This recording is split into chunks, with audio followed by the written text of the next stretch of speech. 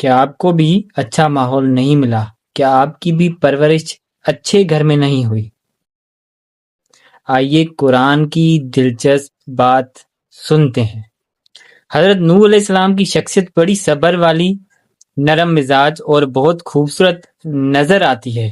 مثلاً آپ ایک لمحے کے لیے سوچئے کہ انہوں نے 950 سال ایک ہی بات کہی، 950 سال تبلیغ کرتے رہے، مگر چند لوگ ایمان لائے، اور پھر ہوا کیا کہ ان کا اپنا بیٹا بھی سرکش ہو گیا۔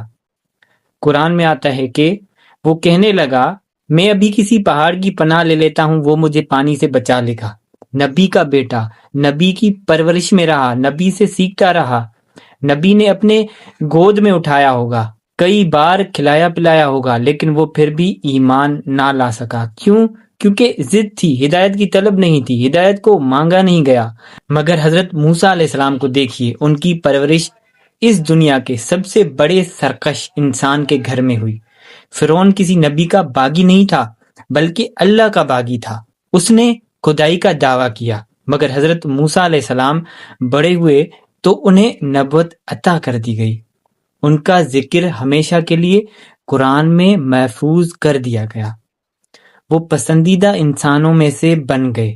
ان دو شخصیات کو پانی کا سامنا کرنا پڑا۔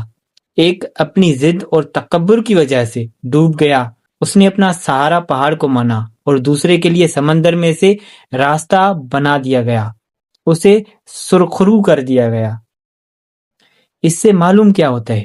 اس سے معلوم یہ ہوا کہ یہ میٹر نہیں کرتا کہ آپ نے کہاں زندگی گزاری، یہ میٹر نہیں کرتا آپ کو کتنی محبت دی گئی، یہ بھی میٹر نہیں کرتا کہ آپ کس کے گھر میں پلے بڑھے، کسی نبی کی گود میں کھیلتے رہے یا سب سے بڑے سرکش انسان کی گود میں۔ میٹر یہ کرتا ہے کہ آپ کی اپنے دل کی حالت کیا ہے، اور آپ کے اندر سچائی اور ہدایت کی کتنی طلب ہے۔ اگر ضد، انا اور تکبر ہے تو انسان حضرت نوح جیسے جلیل القدر نبی کی آغوش میں بیٹھ کر بھی اندھیرا ہی سمیٹتا ہے، اور آخرکار ڈوب جاتا ہے، مر جاتا ہے۔ اور اگر دل میں سچائی ہو، رب کی تلاش ہو، تو پھر انسان فرعون جیسے ظالم اور سرکش کے محل میں پرورش پا کر بھی کائنات کے سب سے بڑے رتبے نبوت کا حقدار ٹھہرتا ہے۔ ہم اکثر اپنی زندگیوں میں ماحول کا رونا روتے ہیں۔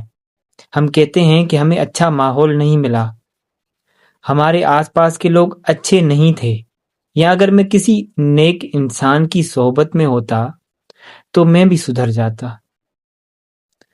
مگر ان دو واقعات سے معلوم ہوتا ہے کہ ان چیزوں سے کوئی فرق نہیں پڑتا۔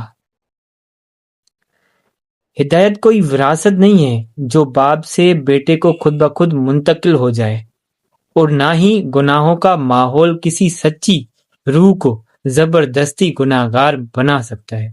بس یاد رکھیے کہ آپ کا ماضی کیسا تھا، آپ کس ماحول میں پلے بڑھے، یا آپ کے ارد گرد کتنے گناہ ہو رہے ہیں، یہ سب خدا کے ہاں آپ کے بچاؤ کا بہانہ نہیں بن سکتے۔ اہم بات صرف یہ ہے کہ جب اللہ تعالیٰ کا حکم آپ تک پہنچتا ہے تو آپ کا دل اس کے آگے جھکتا ہے، یا قرآن جو حضرت نوح علیہ السلام کا بیٹا تھا اس کی طرح کسی پہاڑ کی پناہ ڈھونڈنے نکل پڑتا ہے۔ بس بات صرف اتنی ہے۔